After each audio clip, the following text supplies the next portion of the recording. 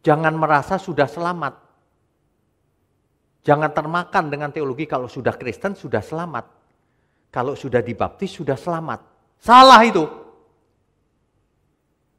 Selamat itu kalau Tuhan berkenan atas hidup kita. Kalau kita memiliki iman.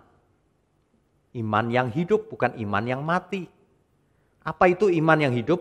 Kalau iman itu terlihat dalam bagaimana kita hidup. Dalam setiap perbuatan kita. Dalam setiap karakter kita yang muncul ke permukaan. Dalam setiap apa yang kita lakukan, yang kita bicarakan. Yang kita lakukan terhadap sesama kita.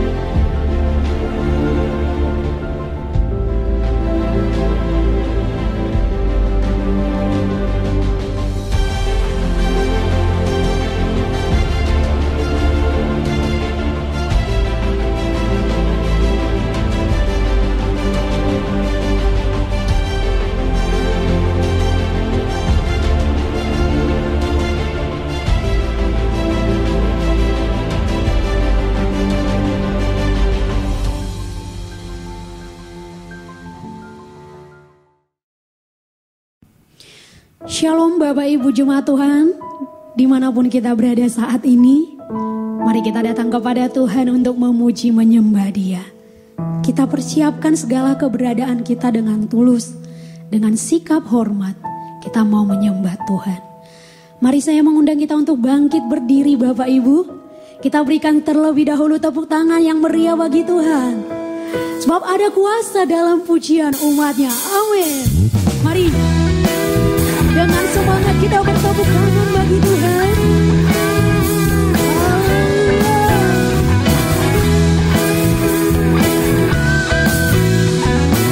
Sebab Tuhan bertahta di atas pujian. Tuhan Allah kita bertahta atas pujian umatnya. Tuhan Allah kita bertahta atas pujian umatnya. Tuhan Allah kita bertahta atas pujian umatnya. Tuhan Allah kita bertahta atas pujian umatnya. Bila Allah hadir di tengah kita, kuasanya mengalir dengan dahsyatnya. Sebab ada kuasa dalam pujian, bernyanyilah segenap hati dan jiwa. Sebab ada kuasa dalam pujian, yang sanggup membungkam kekuatan lawan. Sebab ada kuasa dalam pujian, bernyanyilah segenap hati dan jiwa. Sebab ada kuasa dalam pujian, yang sanggup membungkam kekuatan lawan. Mari lebih semangat lagi bertepuk tangan. Sebab ada kuasa dalam pujian. Tuhan Allah kita bertahta atas pujian umatnya. Amin. Tuhan Allah kita bertahta atas pujian umatnya. Bila Allah hadir di tengah kita, kuasanya mengalir dengan dahsyatnya. Sama-sama. Ada kuasa dalam pujian, bernyanyilah segenap hati dan jiwa. Sebab ada kuasa dalam pujian, yang sanggup membungkam kekuatan lawan. Sebab ada kuasa dalam pujian, bernyanyilah segenap hati dan jiwa. Sebab ada kuasa dalam pujian, yang sanggup membungkam kekuatan lawan. Sebab ada kuasa dalam pujian, bernyanyilah segenap hati dan jiwa. Sebab ada kuasa dalam pujian, yang sanggup membungkam kekuatan. Sama-sama. Ada kuasa dalam pujian, bernyanyilah segenap hati dan jiwa. Sebab ada kuasa dalam pujian, yang sanggup lebih lagi bersama.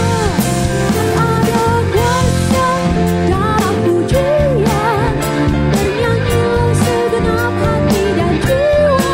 Sebab ada kuasa dalam pujian, yang sanggup membungkam kekuatan lawan. Yang sanggup membungkam kekuatan lawan. Yang sanggup membungkam kekuatan lawan. Bersama-sama katakan, sebab ada kuasa. Haleluya. Sorak-sorai lebih lagi bagi Tuhan kita. Bapak Ibu, saya persilakan untuk duduk kembali. Kami mau berdiam di hadirat-Mu Tuhan, menikmati kasih anugerah-Mu. Penuhi setiap hati kami yang merindukan Engkau.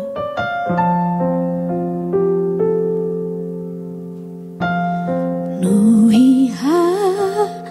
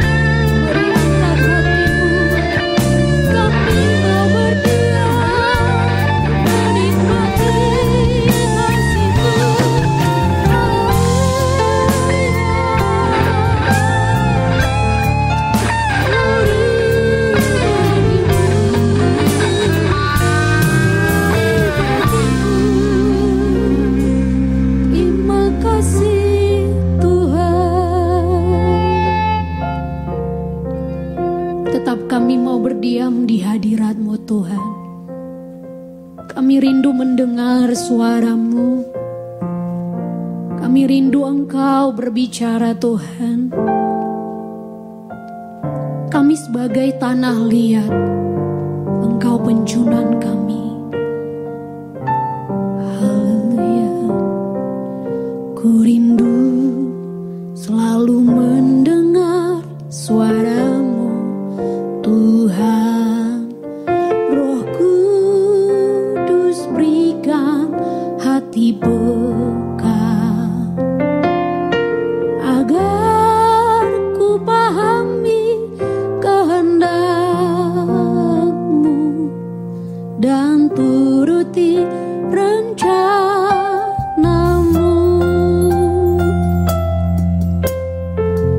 Dengan tulus ku rindu selalu mendengar suara-Mu Tuhan. Roh Kudus berikan hati peka, agar ku pahami kehendak-Mu dan turuti rencana-Mu. Aku sebagai tanah liat, Engkau penjunanku, ya Tuhan. Ku rela Kau bentuk, lembutkan hatiku, selembut kasih-Mu Yesus. Ku berjalan di jalan-Mu. Kembali dengan tulus katakan, ku rindu selalu mendengar suara-Mu Tuhan. Roh Kudus berikan hati peka, agar ku pahami kehendak-Mu dan turuti rencana-Mu. Aku sebagai tanah liat, Engkau penjunanku, ya Tuhan. Ku rela Kau bentuk, lembutkan hatiku, selembut kasih-Mu Yesus. Ku berjalan di jalan-Mu. Aku sebagai tanah liat, Engkau penjunanku, ya Tuhan. Ku rela Kau bentuk, lembutkan hatiku, selembut kasih-Mu Yesus. Ku berjalan di jalan-Mu. Ku berjalan di jalan-Mu. Ku berjalan di jalan-Mu.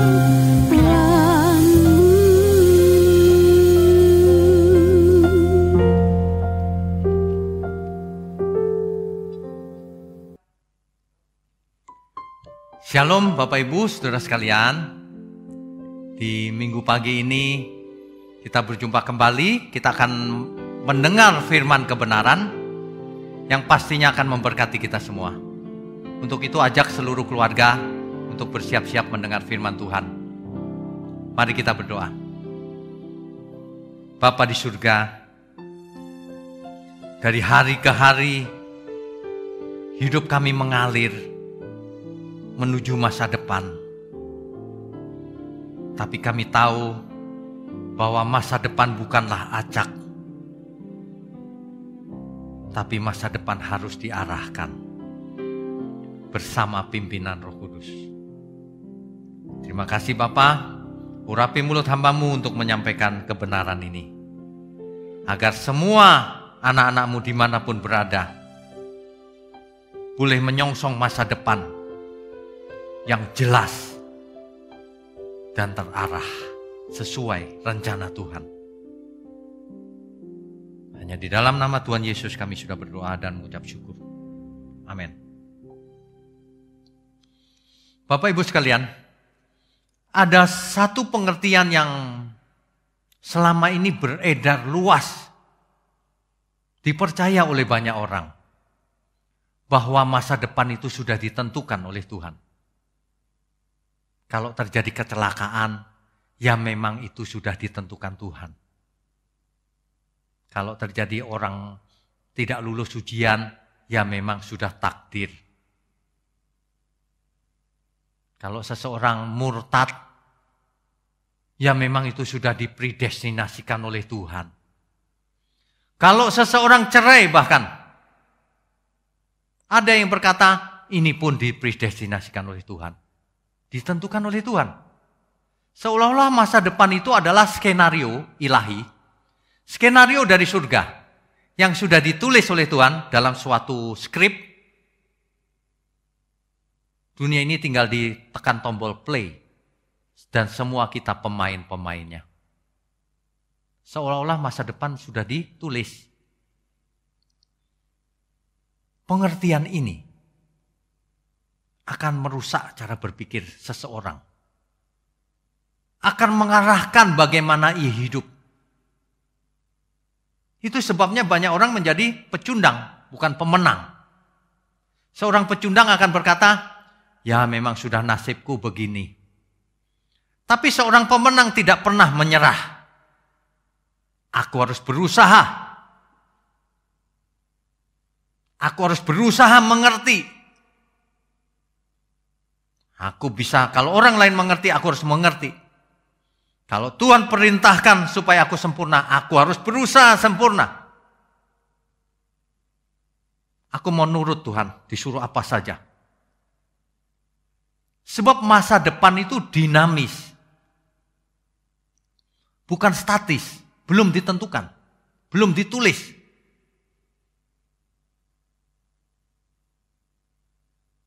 Orang yang merasa masa depannya sudah ditentukan, hidupnya akan pasif. Dan sudah ditentukan.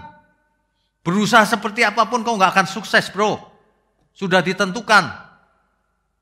Sudah digariskan oleh Yang Maha Kuasa katanya. Ini menyedihkan. Di kalangan Kristen ada yang begitu teologinya. Ini tidak sesuai Alkitab. Tuhan memang merancang masa depan seseorang, masa depan yang penuh harapan. Betul. Tapi itu gambar besarnya, detailnya, faktanya, kitalah yang harus menjalani. Kitalah yang harus mau dipimpin oleh Roh Kudus. Kitalah yang harus memberi diri. Ada amin ya? Makanya hari esok itu kitalah yang merendanya bersama Tuhan. Itu. Masa depan belum ditulis. Hidup kita itu ibarat sebuah kitab.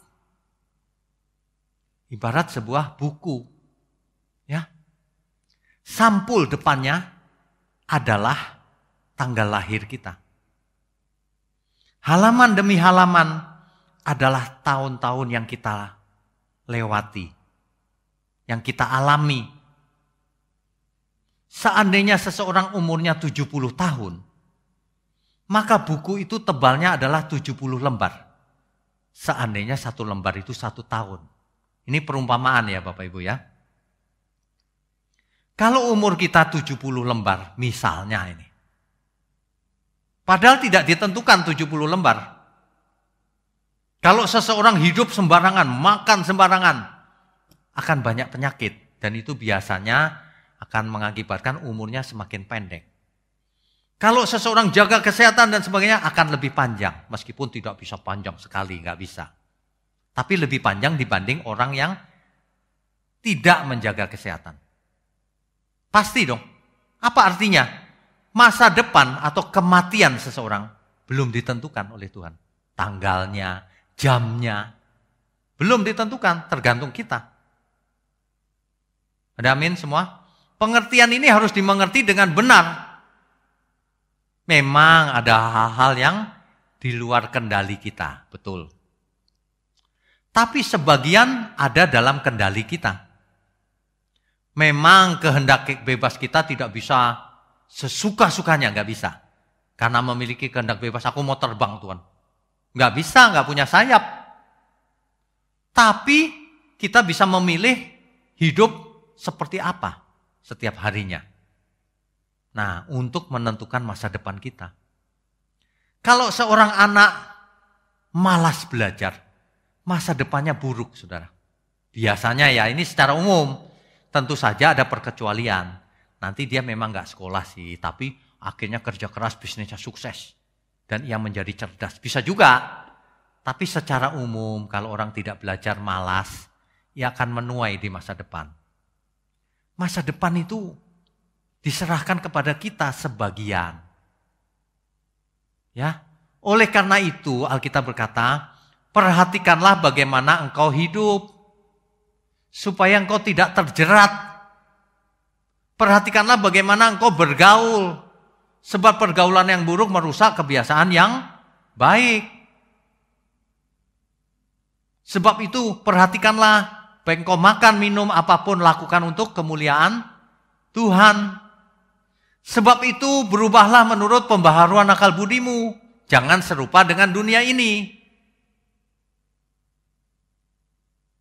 Kalau engkau berubah akal budimu, masa depanmu berubah.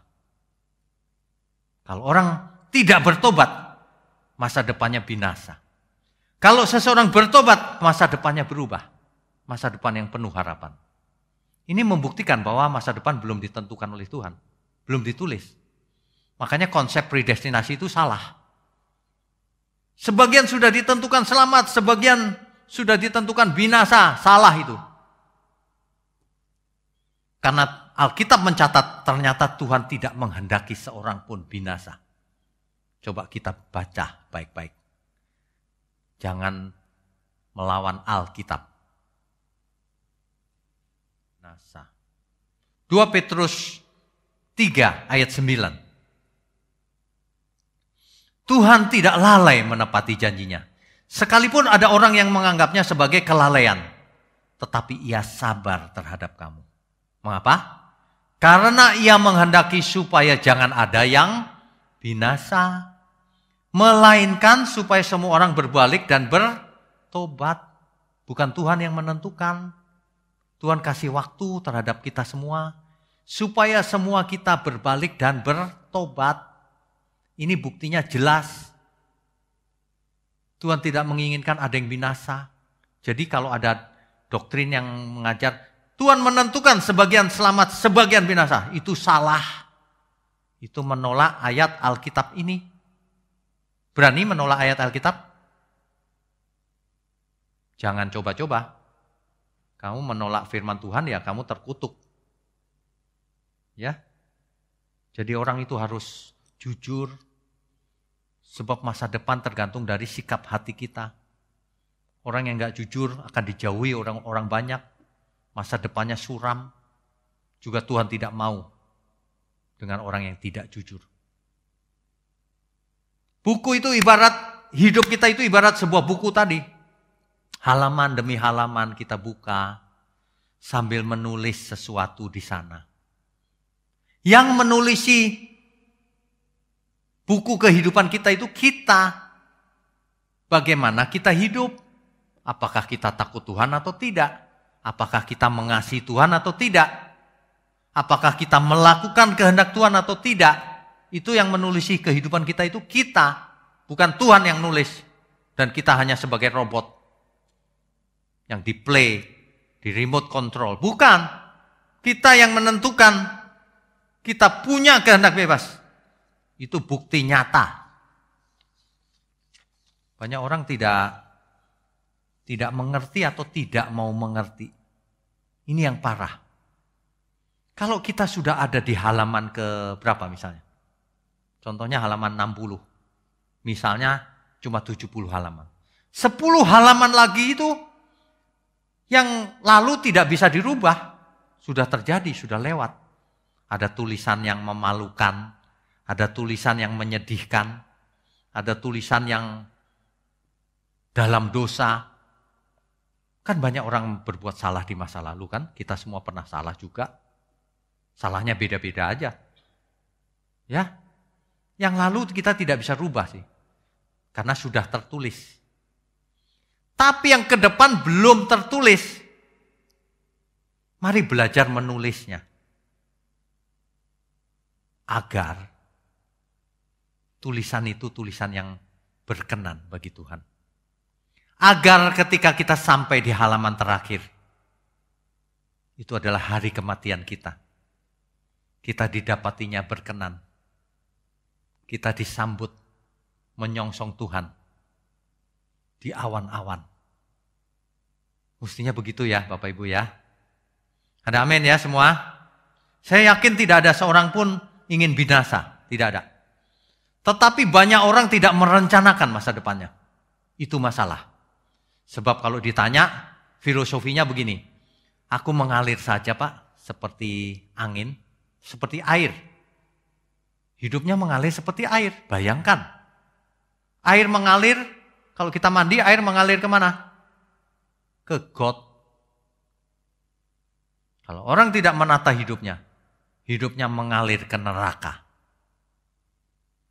Hidup ini harus dirancang, harus diarahkan. Jangan dibiarkan mengalir seperti air.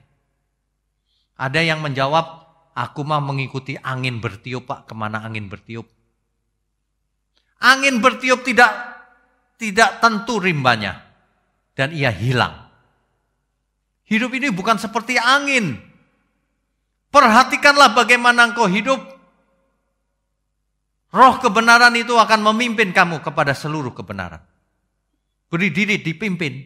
Hidup ini bukan random. Hidup ini bukan acak. Hidup ini teratur, ada tatanannya.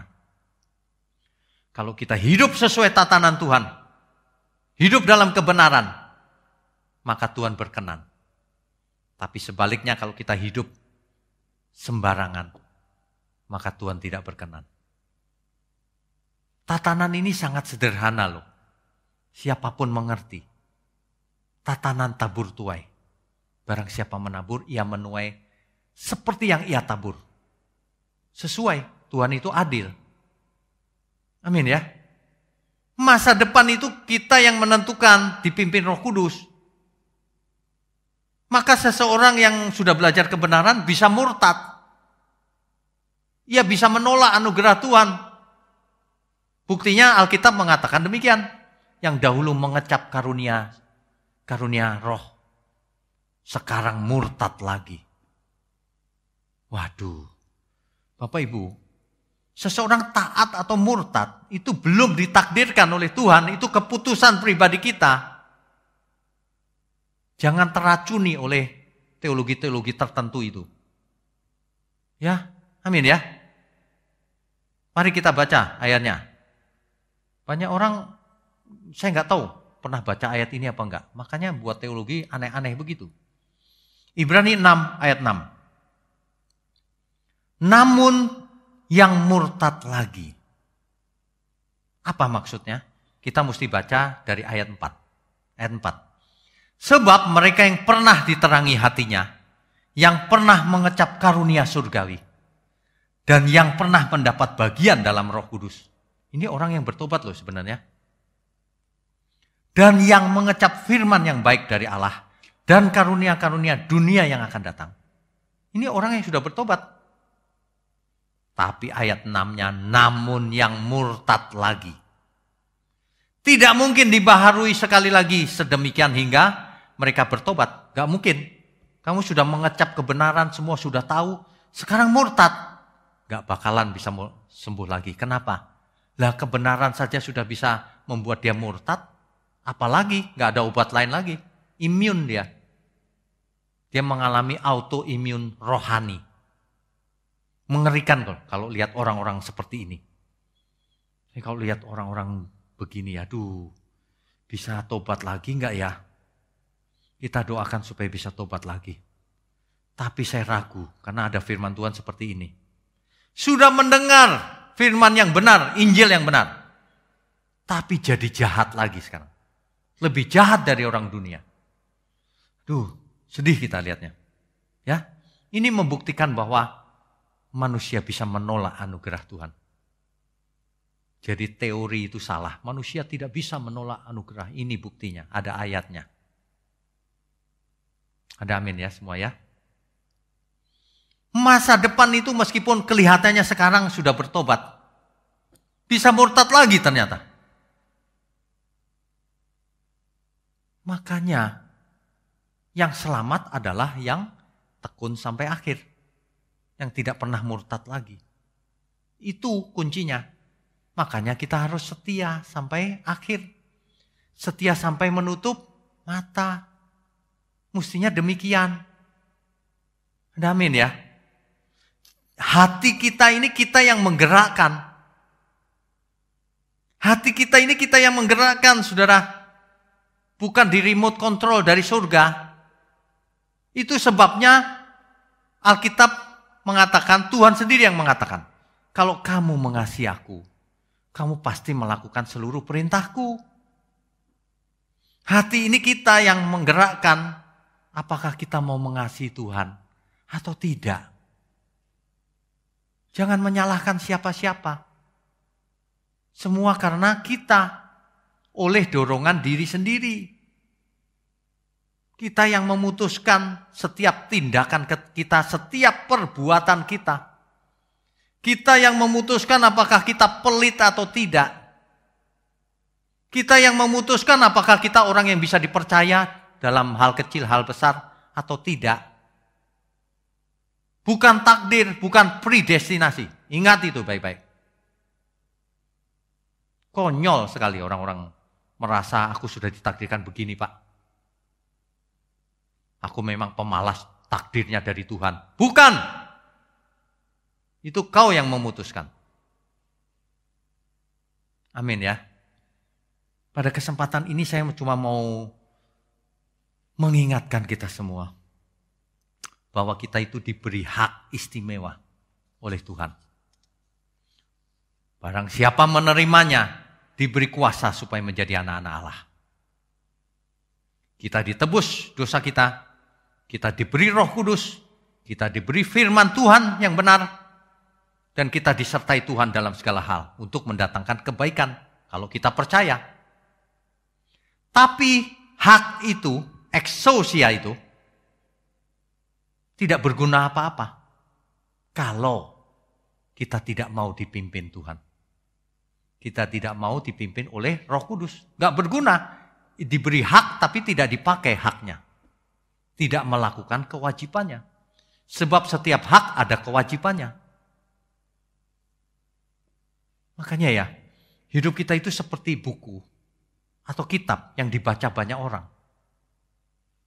Yang nulis kita sendiri tentunya. Sebab apa? Sebab kita harus mempertanggungjawabkan nanti di hadapan Tuhan.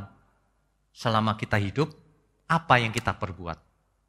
Jadi yang menulis kita sendiri pasti, bukan orang lain. Banyak orang merasa bahwa hidupnya itu sudah ditentukan. Konyolnya lagi sudah merasa mengasihi Tuhan, padahal tidak melakukan apa-apa. Padahal ia tidak pernah rindu akan Tuhan. Gak pernah. Kalau ia berpikir Tuhan dalam rangka ingin diberkati. Ingin dibalas Tuhan 100 kali, 60 kali, 30 kali. Itu saja yang ada di otaknya. Ini meleset ini cara berpikirnya. Ini akibat dari doktrin yang salah. Ya. Orang yang benar itu tentu menatap masa depannya. Penuh harapan. Mengapa penuh harapan?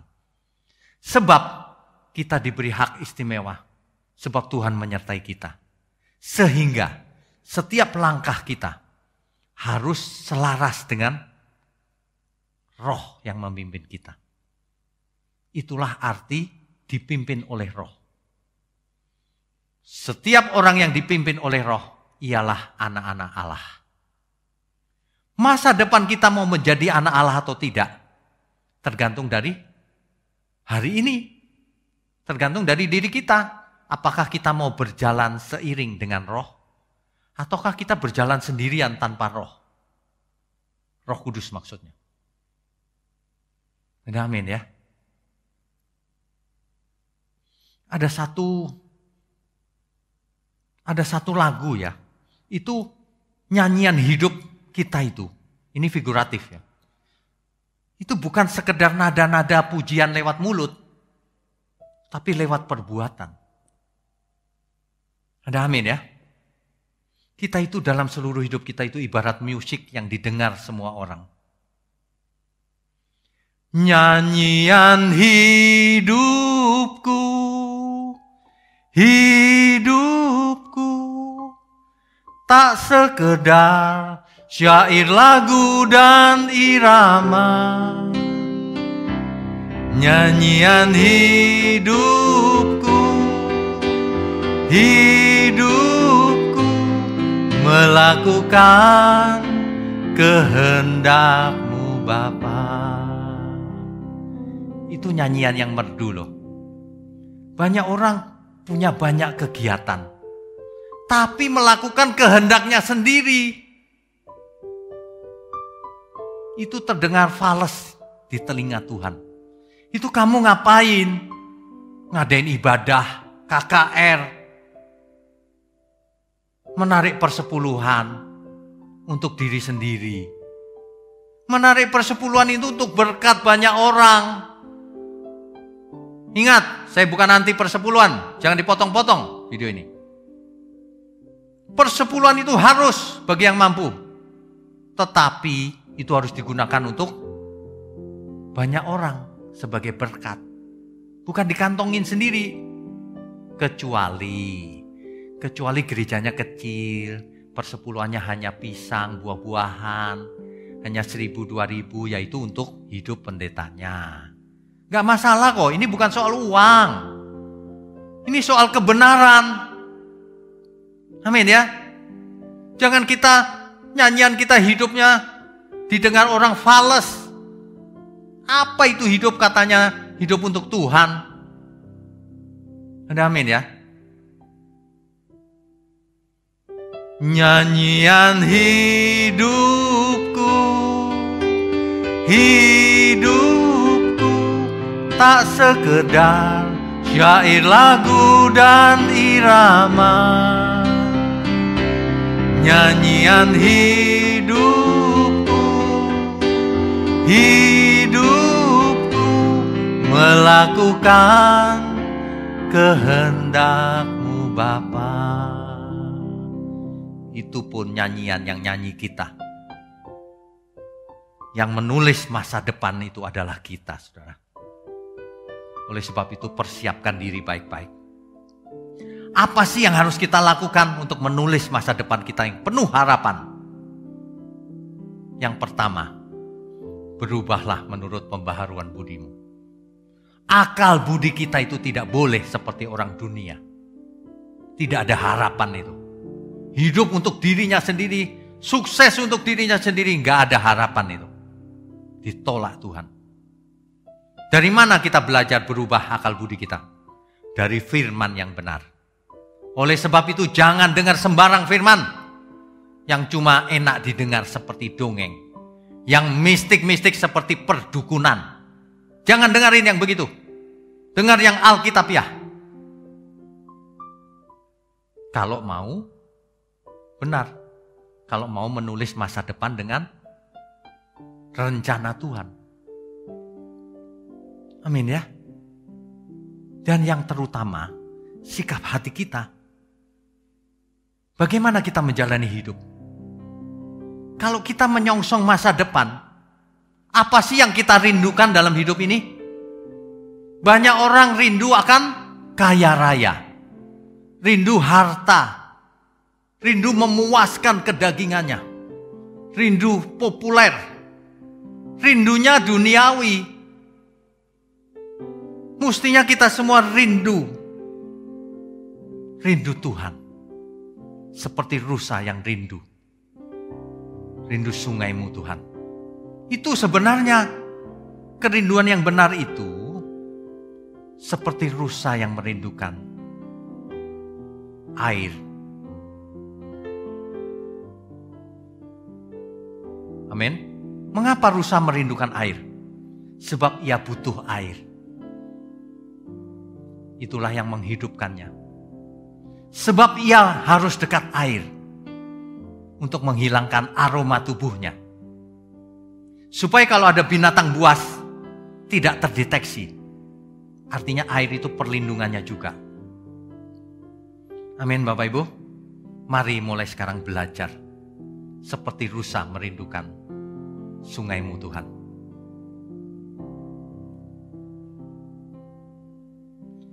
Seperti rusa merindukan sungai yang mengalir, demikianlah jiwaku merindukan Engkau.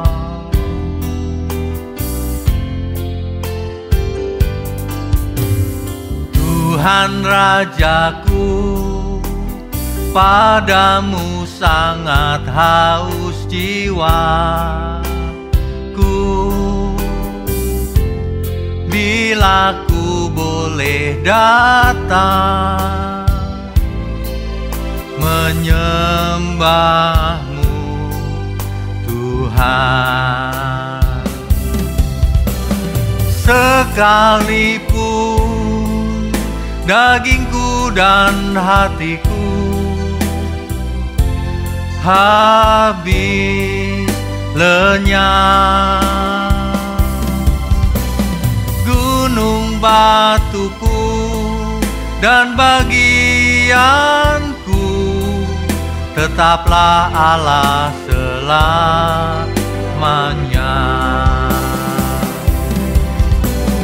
Sekalipun dagingku dan hatiku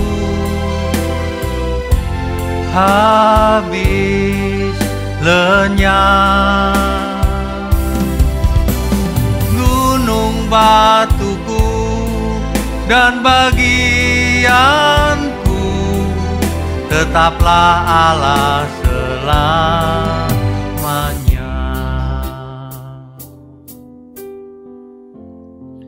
Bapak Ibu sekalian,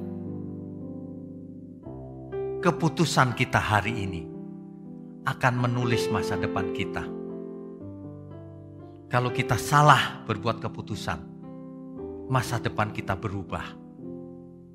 Itu pun masih bisa dirubah lagi. Kita segera memperbaiki diri. Itulah sebabnya, perhatikan apa yang kita dengar, apa yang kita lihat. Sebab itulah yang membentuk iman kita. Dan iman itulah yang akan menentukan masa depan kita. Apakah kita ada di jalan Tuhan atau tidak, adalah keputusan kita. Keadaan kita hari ini adalah hasil dari keputusan kita masa lalu. Perbuatan-perbuatan kita di masa lalu. Masa depan kita akan tergantung dari bagaimana kita menjalani hidup, melakukan melalui hidup kita hari ini. Ada amin ya Bapak Ibu ya. Kita tidak ditentukan Tuhan apakah kita mencintai Tuhan atau tidak. Kitalah yang menggerakkan diri kita. Apakah kita merindukan Tuhan atau tidak. Sikap seperti pemazmur ini bukan ditentukan Tuhan. Itu adalah sikap yang lahir dari hati yang tulus. Mengerti ya kita semua ya, amin ya. Kita harus memiliki hati seperti pemazmur ini. Sekalipun dagingku dan hatiku habis lenyap Tuhan, tapi itu tidak apa-apa, Kaulah gunung batuku. Amin ya Bapak Ibu ya. Katakan sekali lagi Bapak Ibu, sekalipun hatiku, dagingku dan hatiku habis lenyap. Sekalipun dagingku dan hatiku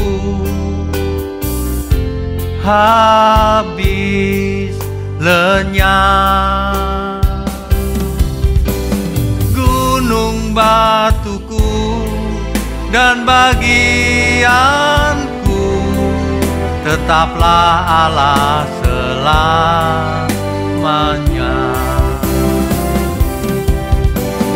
Sekalipun dagingku dan hatiku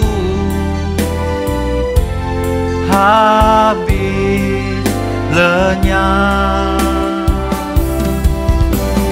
gunung batuku dan bagianku, tetaplah Allah selamanya. Sekali lagi. Sekalipun dagingku dan hatiku habis lenyap, gunung batuku dan bagianku, tetaplah Allah selamanya.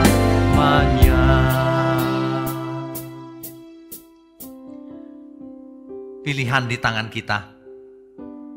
Mari Bapak Ibu, kita renda masa depan kita bersama Tuhan. Daging kita, tubuh kita ini akan hancur, akan binasa di dalam debu tanah. Tapi jiwa dan roh kita akan bersama Tuhan. Dan kita diberikan tubuh kemuliaan. Dan kita hidup lagi selamanya bersama Tuhan. Itulah masa depan kita yang penuh harapan. Mari kita menulisnya mulai sekarang. Amin. Bapak Ibu sekalian, saudara sekalian, jemaat Tuhan dimanapun berada, kalau boleh saya menghimbau kita semua, yuk kita belajar sungguh-sungguh merenda masa depan kita. Mulai belajar melakukan kebenaran. Mari menjadi berkat bagi siapapun. Ayo bagi-bagi. Mari menjadi berkat buat keluarga kita, teman-teman, sesama jemaat. Mari bagikan kebenaran ini kemanapun, sebanyak mungkin. Mari berbagi jasmani, rohani. Ya, ada banyak orang yang membutuhkan banyak hal, terutama di saat-saat seperti ini online. Ya, kalau ada yang punya laptop tidak terpakai, kirim ke gereja, kita bagikan ke banyak orang. Kemarin ada yang kirim ke saya satu lagi laptop, sudah saya bagikan juga. Ada satu lagi sedang kita perbaiki, nanti kita bagikan lagi. Ada yang sudah menunggu lagi. Banyak orang membutuhkan, saudara. Ya, tidak hanya itu, terserah mau apa saja. Tidak harus melalui gereja juga, saudara bagikan sendiri. Boleh. Mari kita belajar merenda masa depan kita. Amin ya semua ya. Mari kita memiliki hati yang tulus. Amin. Mari kita berdoa. Bapa di surga, sungguh kami orang-orang yang beruntung memiliki Bapa seperti Engkau. Memiliki Tuhan seperti Tuhan Yesus. Memiliki firman kebenaran. Dan kami memiliki Roh Kudus dalam diri kami. Yang memimpin kami kepada seluruh kebenaran. Sampai kesudahan zaman, bahkan sampai ke selama-lamanya. Terima kasih Bapa, hanya di dalam nama Bapa, Putra dan Roh Kudus kami berdoa dan mengucap syukur. Haleluya. Amin.